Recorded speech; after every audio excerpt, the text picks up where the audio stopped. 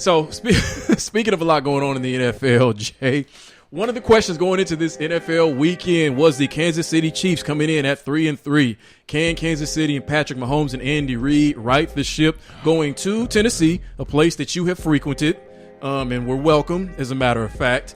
And the Kansas City Chiefs left us, I don't know what you want to call that, on the field. 3 points, but that doesn't sum up what happened in Tennessee.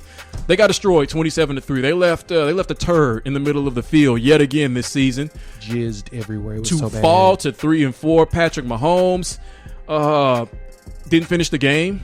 Took a bad hit in the fourth quarter. Looked like he was able to come back, but the game was already out of hand. Couldn't make it back. He had 1 interception, 4 sacks, had a QBR of 6 in this game, if that tells you anything.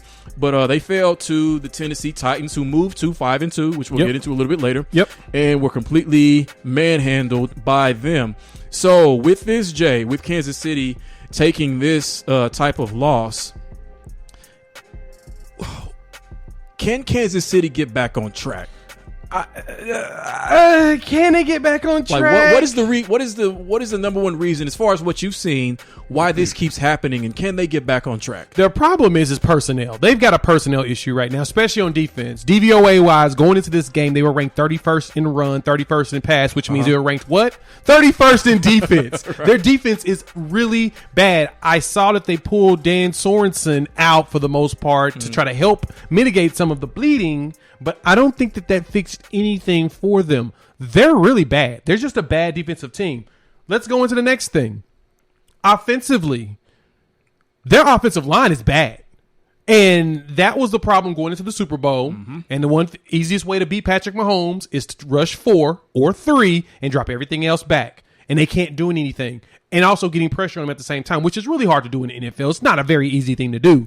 They're doing that to the Chiefs. And so we laugh and talk about how, I guess, like the biggest thing that talking heads are saying is that people are figuring out the Chiefs. No, they're not. They're figuring out Patrick Mahomes. No, they're not figuring out Patrick Mahomes. They're figuring out the Chiefs don't have a good offensive line, and they're attacking them. And then, of course, they're dealing with injuries. The last thing, Mahomes. I've said this every week, Jimmy. I've said this every week. He's getting too loosey-goosey. He's getting too comfortable. He's into himself. Scouting report on Patrick Mahomes coming into the draft. You know what the problem was with him? Makes bad decisions, has a tendency to turn the ball over. What do we see this year? Making bad decisions, having a tendency to turn the ball over. So it's honestly front to back. I think you can add coaching in there too, but I don't know. But overall, they're spiraling fast. I don't know if this is something that's easily fixed.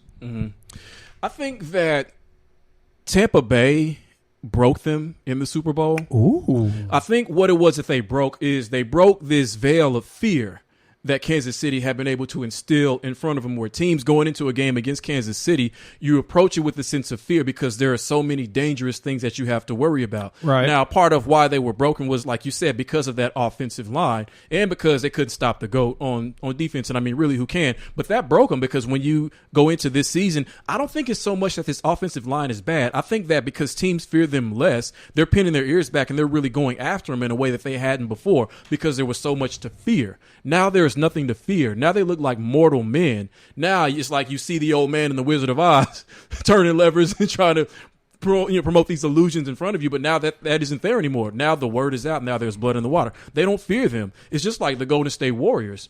When that dynasty was in full swing, every team walks into that game, most teams being afraid of them. But it takes with a finesse team, it takes having to overpower them. It takes having to really hit them in the mouth. And that's exactly what is happening with this team. You already mentioned both lines. Offensive line is getting taken advantage of. Defensive line is getting taken advantage of. I don't know if Chris Jones played in this game against Tennessee. I mean, if he did, it doesn't matter because they actually did a decent job against Derrick Henry. I will give them credit for that. A.J. Brown got off, and Tannehill had a good game, but they did a pretty good job against Derrick Henry. That's about all that went right in this game. But throughout the rest of the season, they've got to find a way to get that fear back, to get teams to fear them, to where they're also, not only are they trying to stop the offense, but they're worried about their own emotions, this fear that people tend to approach this team with. Yeah, and the Chiefs were looking at moving Chris Jones back to, defensive tackle outside of playing the end, because on the end he was not a threat to anyone. And so their pass rush isn't that great, but He did come back from being injured, and that's kind of one of the problems they've been dealing with too. A lot of the teams have been dealing with injuries over the last few weeks, and that's of course eating into everything. But I don't think it's that teams don't fear them. I just think that their personnel is bad, and people realize that their personnel is bad. Like, I think teams still have a fear of them getting of them getting up or them coming back from a lead. But I think at the same time, I think this is one of the problems we can go with as far as coaching when it comes to Kansas City. One of the biggest complaints I had about Baltimore is that as dominant of a run team as they were, if they went down by a touchdown or two, they immediately panicked and changed the whole game plan. When in all actuality, you don't have to do that. You can just keep going and playing the same type of game. You don't have to get all the big plays to quickly come back. If you grind a team out and then your defense comes out and does their job, you don't have to worry about, you know what I'm saying? You don't have to worry about them actually getting too many points up on you. Kansas City seems to be panicking when they get down because they realize that their defense can't stop me from catching a pass across the middle and scoring a touchdown. Right. And that's where the problem is. They're running plays like they're trying to hurry up and get these big plays, and it's not working. Teams are prepared for at least that portion of it. They know that Tyreek Hill is going to eat you alive, so let him catch a few underneath, have enough people that will snatch him down immediately. But if you're getting pressure on Mahomes right there in the pocket, I mean, where's he going to go? What passes is he going to make? He's not making and outside of that, he's also making very bad decisions whenever he's getting sacked. He's thinking that he should be flicking it out while falling to the ground when he should just take the sack and move on to the next play.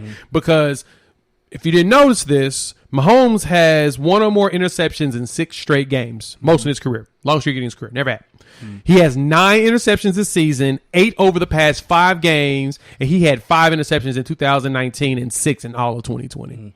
I mean, and with that point, so I think this fits into what you're talking about. They have to get more boring. They have to forget that they're the Kansas City Chiefs of these last 3 seasons, and they have to max protect more, maybe 2 tight end sets, running the ball more, and like you said, hitting those underneath passes with the kind of rush that he's getting. If your scheme, at least on that particular play, is focused on reads that are closer to the line of scrimmage, those underneath passes, then you can still hit those in order to open it up down the field. Because it's obvious what they're doing is the exact same thing that Tampa is doing. 2 high safeties all the time. In order to neutralize Tyreek Hill. Yep. So you have to make them pay for that. How you make them pay for that is hitting the flats, is running the ball, and hitting those underneath routes to force them to have to move their guys up. You mentioned the key thing. Yeah. Run the ball.